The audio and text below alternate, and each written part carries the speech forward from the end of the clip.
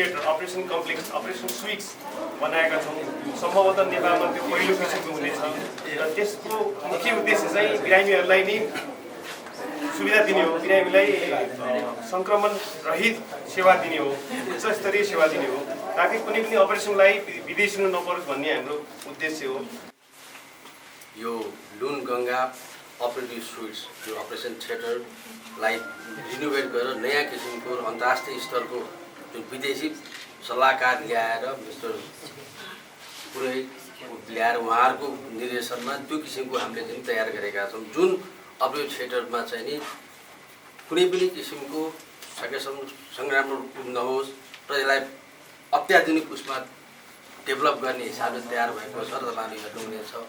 र नर्बीको एउटै हाम्रो मिसन के हो त भने पेसेन्टलाई बेस्ट केयर दिने, त्यही केयर अन्तर्गतै यो किसिमको अपरेटिभ थिएटरको अत्याधुनिक अपरेटिभ थिएटर सुरु भएको हो भने हामी भर्खरै तपाईँहरूलाई भनिदिन्छु कि हाम्रो प्याथोलोजी ल्याबले पनि अन्तर्राष्ट्रियको एनएबिएलको स्ट्यान्डर्ड पाएको छ, जो कि नेपालमा एउटै ल्याब हुनेछ जो कि अहिलेसम्म एनएबिएल पाउँछ, त्यो पनि हामीले भर्खरै पाएका छौँ। वास्तव सबै सहयोग र हाम्रो यो कमिटमेन्ट तपाईँहरू सबैको सहयोगले हो। तपाईँहरूले गर्दै यो भार हाम्रो विश्वास छ कि आउँदा दिनमा पनि तपाईँहरूको सपोर्ट हुनेछ र निश्चय पनि हाम्रो उद्देश्य भनेकै पेसेन्टलाई बेस्ट केयर कसरी दिने र कुनै पनि नेपाली वा कोही पनि बिरामीलाई राम्रो सेवा दिने हाम्रो उद्देश्य हो। त्यही उद्देश्य अन्तर्गतका यस किसिमका चिजहरू विकास भएको छ र आउँदा दिनमा पनि अरू उपकरणहरू हामी डेभलप गर्दैछौँ जुन कुरा क्रमशः आउँछ। First of all, I'll brief you that this OT complex is designed in such a way that we have created zoning. अलग-अलग zoning हमने किया है ताकि जब हम यहाँ पे आते हैं तो इस एरिया से हमने जो अपना सर्जिकल एरिया है उसको सब तरह से अलग रखा है ताकि कोई भी इन्फेक्शन, कोई भी हवा यहाँ से it should not mix up with the main OT complex. तो ये पूरा कॉम्प्लेक्स जो है वो प्रॉपरली जोनिंग से क्रिएट किया गया है। अभी हम जहाँ खड़े हैं वो हमारा फर्स्ट एरिया है जहाँ से पेशेंट की एंट्री होती है या सर्जिकल स्टाफ की एंट्री होती है। इस एरिया को हम बोलते हैं just a corridor, this is a OT corridor. इस ओटी कॉरिडोर से आगे धीरे धीरे हमने जोनिंग क्रिएट किया है to safeguard the surgical area from any kind of an infection. यहाँ से हम नेक्स्ट एरिया में जाते हैं जिससे हमने एयरलॉक क्रिएट किया है।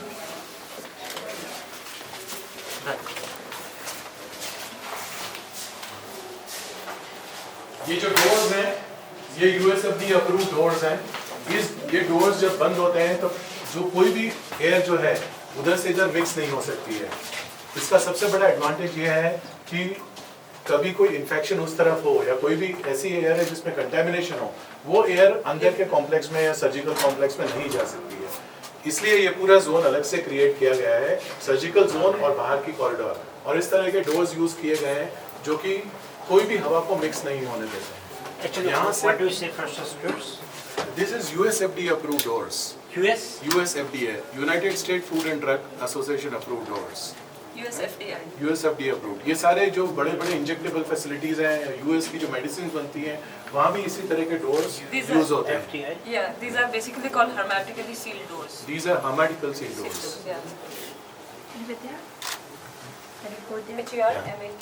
जब पेशेंट एंट्री होती है तो वहाँ से जो बीच में ट्रॉली आती है वो डोर बंद कर दिया जाता है और फिर इस डोर को ओपन किया जाता है ताकि एयर मिक्स ना हो।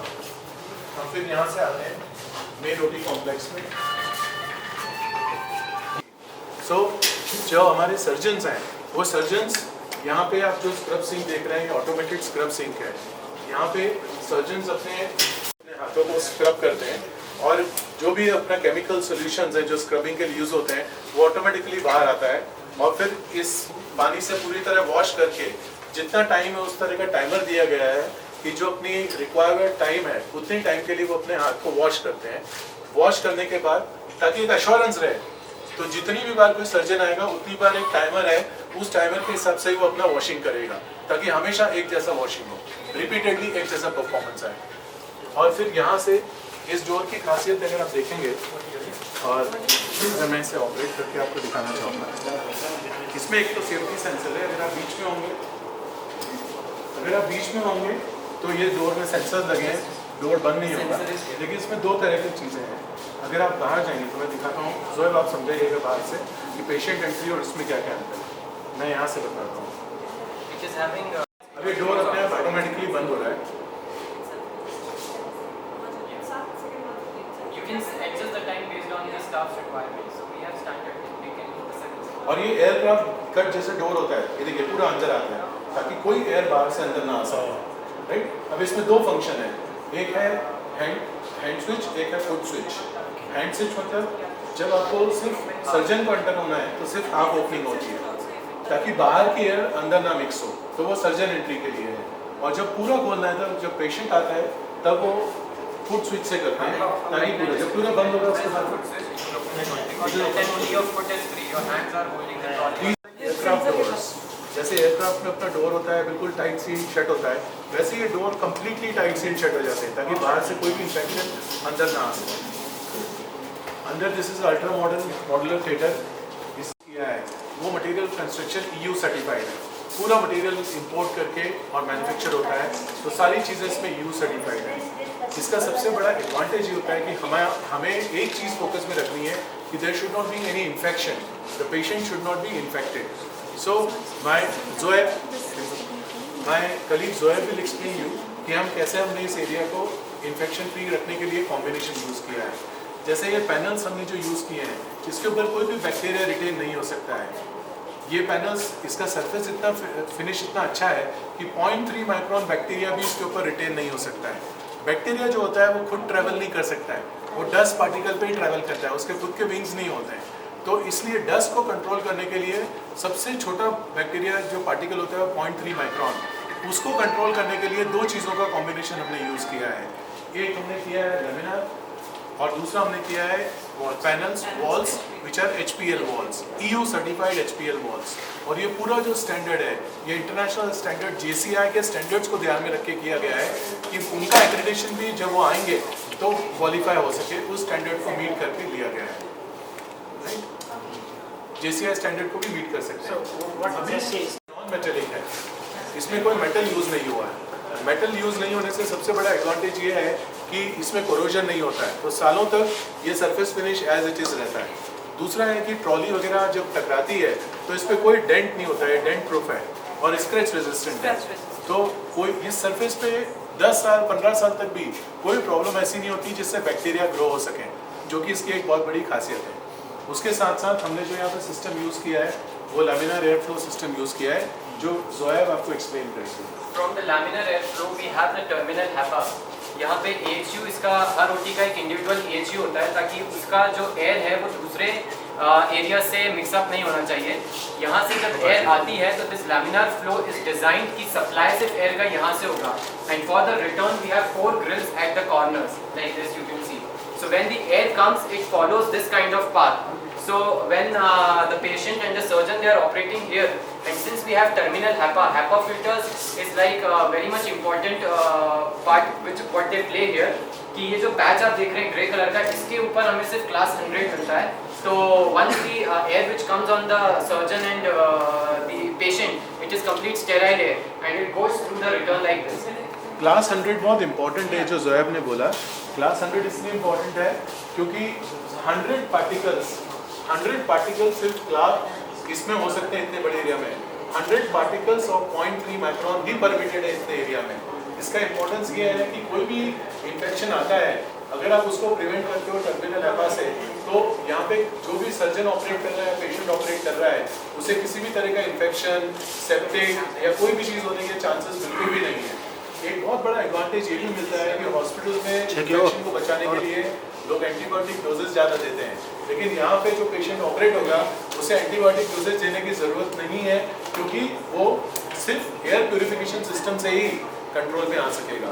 और ये पूरे सर्फेसेस हैं, और इसका सबसे बड़ा फीचर है कि हमने यहाँ पे कंट्रोल पैनल दिया है जो कि automatic touch screen control panel, जो सर्जन खुद यहाँ से मॉनिटर कर सकते हैं। और अगर कुछ भी चीज़ है जो वेरिएशन में आती है, मान लीजिए गैस प्रेशर कम हो गया या किसी वजह से अपने रूट का प्रेशर कम हो गया, तो यहाँ पे सर्जन को इंडिकेशन मिल जाता है और इमीडिएटली करेक्टिव एक्शन लिया जा सकता है। तो ये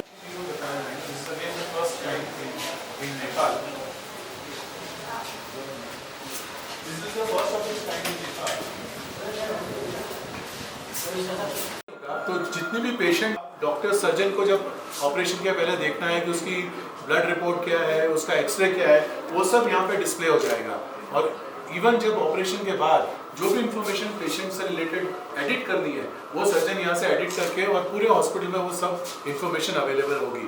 हर लाइट में कैमरा लगा है ताकि उस सर्जरी को कैप्चर किया जा सके और माइन्यूटली देखा जा सके, जो स्क्रीन पे यहाँ पे सर्जन को दिखेगा भी और रिकॉर्ड भी होगा।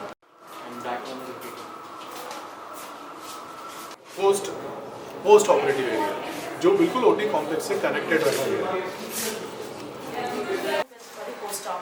Patients will be first received here, assessed here, and then prepared here, and then the patient will be shifted to OT.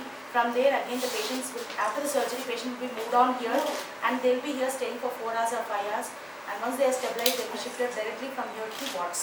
And we have a nurses station here. There is a nurses station, which is IT integrated one. And then we have one hand washing area, and we have also here clean city where nurses can prepare their medicines. And then from here the patient is moved into the next area, which is the ICU. Let's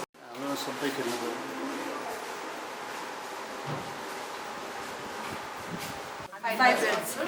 You have rights and the office. Station balance and so that everything could be covered here. I'm a nursing staff, so every shift my 3 to 4 nursing staff. You're a medical officer. You're 24-hour cover गर्नको लागि anything doctor पनि हुन्छ जो चाहिँ critical care मा training भएको हुन्छ हरेक टाइपको बिरामीहरूलाई मेनली सर्जिकल आइसियु है।